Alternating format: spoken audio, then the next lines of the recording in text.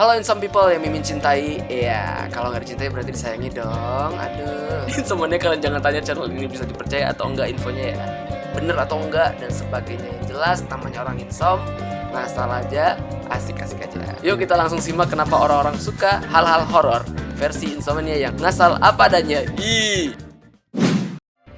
Pertama, belum pernah melihat hantu. Ini kemungkinan pertama mengapa orang suka hal-hal horor. Bisa jadi orang-orang yang suka hal horor, terutama tentang hantu, dia sendiri belum pernah melihat hantu secara langsung dengan mata kepala orang. Ya masa mata kepala hewan peliharaan, ayolah. Karena belum pernah melihat langsung, jadi dalam dirinya muncul keingintahuan tingkat tinggi yang membuatnya otomatis haus akan hal-hal horor. Walaupun sebenarnya takut. Tapi aneh ya, ngapain takut ya sama hantu? Kan belum pernah lihat secara langsung. Nah kalau udah pernah lihat langsung jelas, baru tuh bikin tambah nggak takut. Kan udah pernah lihat. Kedua, pengen dimanja. Menurut tim survei Insome yang tidak terakreditasi, kemungkinan alasan ini bisa saja muncul terutama bagi cewek-cewek. Kalau ada cewek yang pengen banget cari hal-hal horor, terus jadi ngerasa takut, teriak ketakutan, terus sorot mata melemah, nah itulah yang bikin cowok pengen melindungi dan memanjakan. Ah, dasar cewek. Padahal mah belum tentu takut-takut banget tuh. Mungkin mereka berpikir dengan acting ketakutan, mereka percaya membuat keimutan bertambah 78,9%, daya pikat meningkat 54,7%, ditambah bikin cowok-cowok pengen peluk sekitar 109,2%. 1000%. Nah, 1000%. Tapi jangan peluk beneran. Bisa. Nah, kalau alasan karena pengen dimanja, berarti bisa jadi Siti Badriah adalah wanita paling takut. Kan lagunya pengen dimanja. Lagi manja, lagi pengen dimanja, pengen berduaan dengan dirimu saja. Nah, dari lirik itu bisa jadi tersirat dia pura-pura takut supaya ditemenin suaminya. Jadi manja-manjaan deh berdua. Terima kasih hantu, berkat dirimu jadi alasan untuk makin diperhatikan dan makin dimanjain pasangan. Ketiga, butuh teman. Alasan ini sangat logis. Buktinya, mari kita renungkan bersama. Pernah dengar orang hobi nonton film horor sendirian banget? Ke tempat horor uji nyali sendirian banget terus-terusan?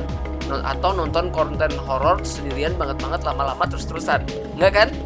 At least ada orang banyak di sekitar dia. Walaupun misal dia lagi nonton konten horor Raditya misalnya sendirian pakai headset, tapi pasti lagi di tempat rame. Nggak mungkin sendirian banget.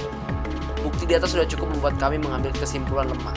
Nonton horor, melakukan kegiatan berbau horor, berarti orang-orang itu butuh teman. Intinya pasti ngajakin orang, ya kan? Jadi kalau ada teman kalian hobi banget horor, suka banget ngajak nonton film bioskop horor, ngajak uji nyali tempat horor dan sebagainya, melibatkan kamu untuk ikut, udahlah ikut aja.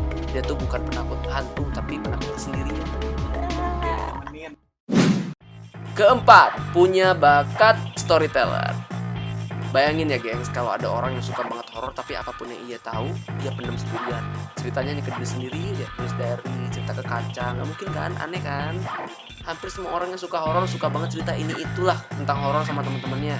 Benar nggak? Apalagi kalau lagi kumpul dan merasa bahagia banget kalau pas giliran dia yang cerita. Ini bukan tentang dia suka horornya, karena dia emang punya bakat pencerita atau storyteller sebenarnya. Biarinlah kalau ada teman yang kayak gitu, dia seneng tahu cerita. Semakin orang percaya, semakin orang takut, dia semakin takut. Dia cerita hal yang gak ada aja orang bisa percaya dan terpengaruh. Apalagi kalau barangnya ada. Ini enggak, bukan produser dong. Orang seperti itu harus jadi sales produk. Bisa keren jualannya ya kan.